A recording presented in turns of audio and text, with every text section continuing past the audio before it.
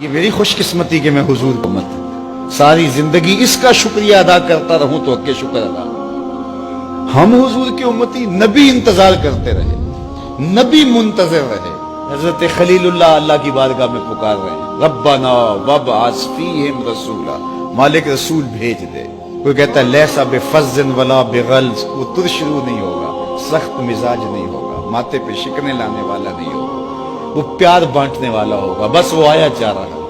حضرت عیسیٰ نے تو نام بھی بتا دیا نا، مبشرم برسول یاتی من بعد اسمہ احمد.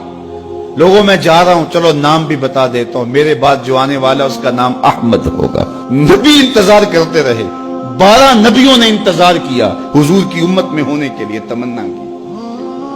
نستورہ راہب انتظار کرتا رہا، بحیرہ راہب انتظار کرتا رہا. شب ہجر کی سختیاں کوئی اس سے جا کے پوچھے، تیری راہ تکتے تکتے جسے صبح ہو گئی. زندگیاں گزار دی انہوں نے. سلمان فارسی کی کہانی سن لو. مجوسی کے بیٹے تھے، حق کی طلب میں نکلے، باپ نے گھر سے نکال دیا. ایک پادری کے پاس جا کے رکے، زندگی بھر اس کی نوکری کی. جب اس کا آخری وقت آیا، اس نے کہا میری تدفین کے بعد غموریا چلے جانا، وہاں کا پادری خدا رسیدہ ہے، تجھے اس سے کچھ مل جائے گا. کہتے میں وہاں سے غموریا آ گیا. پھر اس پادری کی ساری زندگی خدمت کی. جب وہ مرنے لگا تو اس نے کہا کوئی ایسا شخص نہیں ہے جس کے پاس اب میں تجھے بھیجوں، لیکن نبی آخر الزمان کے ظہور کے لمحے آ گئے. تو یہاں سے یثرب چلا جا، وہ اس نبی کی ہجرت گاہ ہوگی. تیری زندگی سنور جائے گی، تو نے بڑی محنت کی ہے، بڑی نوکری کی ہے میری. کہتے میں نے اس کو کہا کہیں ایسا نہ ہو میں دھوکہ کھا جو مجھے کوئی نشانی بتا دے. اس نے کہا 3 نشانی ہیں، ایک صدقہ نہیں لے گا، دوسرا ہدیہ رد نہیں کرے گا، تیسرا 2 کندھوں کے درمیان مہر نبوت. کہتے ہیں میں نے اس کی تدفین کی، یثرب کی جانب جاتے ہوئے ایک قافلے میں شامل ہو گیا.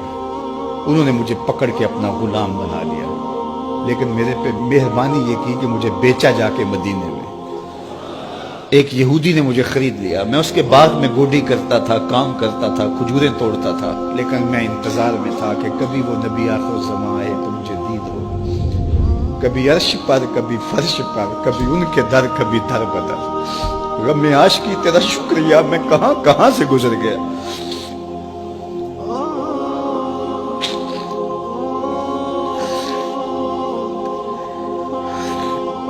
کہتے ہیں ایک دن میں اپنے باغ میں کھجوریں توڑ رہا تھا کہ ہواؤں میں مستی پیدا ہو گئی اور ہر سمت سے طلع البدر علینا کی صدائیں گونجنے لگی. میں سمجھ گیا کہ وہ لمحے آ گئے. میں نے چھلانگ لگا دی اور دوڑ پڑا. میرے آقا نے سمجھا شاید غلام بھاگ گیا، اس نے دوڑ کے مجھے پکڑ لیا. میں نے اس کو کہا کہ میں نوکر تیرا ہی ہوں، لیکن دل نوکر کسی اور کا ہے. میں بھاگوں گا نہیں، مجھے جانے دے. میں کچھ کھجوریں لے گیا تھا صدقے کی نیت سے، جا کے حضور کو پیش کی. آقا کریم نے فرمایا ہم نبی صدقہ نہیں لیتے. کہتے ہیں نشانی ایک پوری ہو گئی. کہتے ہیں کہ میں کچھ دنوں کے بعد اور کھجوریں لے گیا اور میری نیت ہدیہ کی تھی. میں نے پیش کی، حضور نے قبول فرما لی. لیکن میں بھی کہتا تھا تیسری نشانی بھی پوری ہو لے تو پھر مانوں گا. اور وہ کیا تھی؟ 2 کندھوں کے درمیان مہر نبوت. کہتے ہیں ایک دن حضور میرے باغ میں آئے اور آقا کریم نے اپنے مبارک کندھے پہ چادر رکھی ہوئی تھی اور چادر کی اوٹ میں مہر نبوت چھپی ہوئی تھی. اور میں پیچھے ہو کے دیکھتا تھا اور میری آرزو یہ تھی کہ کوئی تیز جھونکا ہوا کا آئے اور چادر ہٹ جائے اور میں مہر نبوت کی زیارت کر لوں. حضور میرے ارادہ قلب سے آگاہ ہوئے. فَأَلْقَى إِلَيَّ رِدَاءَهُ، حضور نے چادر اتار کے میری جانب پھینکی اور پھر ایسے رخ کر کے فرمایا انظر الی ما امرت بہ، اس پادری نے جو بتایا تھا دیکھ لے آ کے.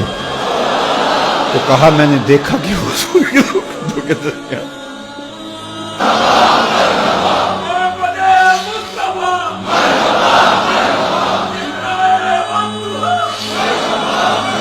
شب ہجر کی سختیاں کوئی اس سے جا کے پوچھے، تیری راہ تکتے تکتے جسے صبح ہو گئی. ہم نے تو کوئی انتظار نہیں کیا نا، ہم نے تو کوئی دکھ نہیں سہا. ہم سوئے تھے، مقدر جاگ اٹھے. ہمارے والد مسجد سے مولوی صاحب کو بلا لائے. انہوں نے کان میں آ کے کہا مبارک ہو تو حضور کا نوکر بن کے آ رہا. میرے والد گرامی ایک شعر جھوم کے پڑھا کرتے تھے، محمد جانے جانا ہے، پیغمبر ہو تو ایسا ہو، رسولوں کی بشارت سے مبشر ہو تو ایسا ہو، امر توقیر کا سب کو موکر ہو تو ایسا ہو، کیا ہم کو غلام ان کا مقدر ہو تو ایسا ہو۔ میں اپنے مقدر پہ قربان نہ جاؤں، آپ اپنے مقدر پہ نثار نہ جائیں، ہمیں وہ نبی ملا جو نبیوں کا نبی ہے۔